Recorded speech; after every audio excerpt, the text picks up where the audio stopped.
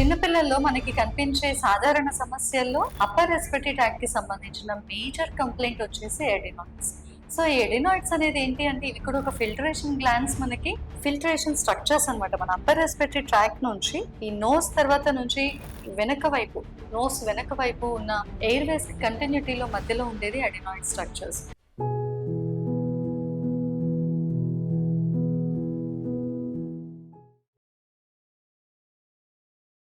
నమస్తే అండి, నేను మీ డాక్టర్ భార్గవి.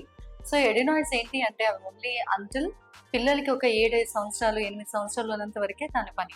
ఆ తర్వాత అవి ఇనాక్టివ్ అయిపోతాయి. అప్పటి వరకు కూడా ఆ పిల్లల్లో వాళ్ళు తినే ఎలర్జీ ఫుడ్ కంటెంట్ వల్ల కానివ్వండి, లేకపోతే డస్ట్ ఎక్స్పోజర్ వల్ల కానివ్వండి, లేకపోతే లోవర్ ఇమ్యూనిటీ, వీక్ ఇమ్యూనిటీ ఉండడం మూలంగా, డెఫిషియన్సీస్ మూలంగా, సో ఫ్రీక్వెంట్ గా ఇన్ఫెక్ట్ అవడం మూలంగా, లేకపోతే ఎలర్జీ ఉండడం మూలంగా, తరచూ ఈ నోస్ వెనుక భాగంలో ఎక్కువగా తడి ఉండడం మూలంగా, తడి వల్ల ఎడినాయిడ్స్ లో ఫంగస్ పెరగడం కానివ్వండి, బ్యాక్టీరియా పెరగడం కానివ్వండి, వైరస్ పెరగడం కానివ్వండి, దానివల్ల ఎలర్జిక్ చేంజెస్ కూడా దానికి అసోసియేట్ అయ్యి ఎడినాయిడ్స్ అనేది లావుగా అయిపోతాయి. ఎడినాయిడ్స్ లావు అయిపోయినప్పుడు ఏమవుతుందంటే శ్వాస తీసుకోవడానికి ఇబ్బందిగా ఉంటుంది పిల్లల్లో. సో వాళ్ళు పరిగెడుతున్నప్పుడు కానివ్వండి, వాళ్ళు పడుకుంటున్నప్పుడు వాళ్ళకి ఏమవుతుందంటే పిల్లలకి ఊపిరి తీసుకోవడానికి ఇబ్బంది అయిపోయి వాళ్ళు ఎగశ్వాస చేస్తూ ఉంటారు. ప్లస్ నిద్రలో ఒక్కొక్కసారి ఉలిక్కిపడి లేవడం, గాలి సరిపోక, ఆక్సిజన్ సరిపోక, అండ్ బాగా స్నోరింగ్ రావడం, లేకపోతే నిద్రలో కాఫ్ రావడం, ఇలాంటి సిమ్టమ్స్ అన్ని కనిపిస్తుంటాయి. వాళ్ళు మార్నింగ్ లేవంగానే వాళ్ళకి ఇదంతా కూడా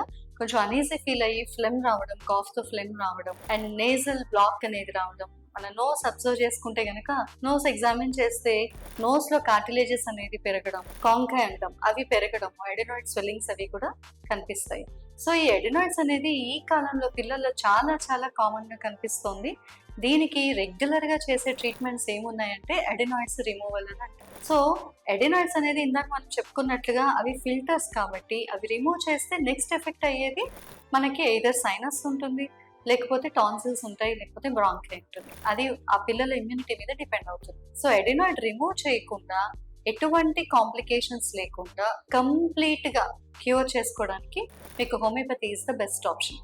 సో డాక్టర్ కేర్ హోమియోపతికి ఒకసారి మీ పాప కానీ ఇలాంటి సిమ్టమ్స్ తో సఫర్ అవుతూ ఉంటే వచ్చి కన్సల్ట్ చేసుకుని కింద స్క్రోల్ అవుతున్న నంబర్ ద్వారా అపాయింట్మెంట్ బుక్ చేసుకుని కంప్లీట్ డీటెయిల్స్ అనేది తీసుకుని, మెడికల్ డేటా అనేది తీసుకుని మీరు ప్రాబ్లం నుంచి పర్మనెంట్ గా క్యూర్ చేసుకోవచ్చు. Thank you.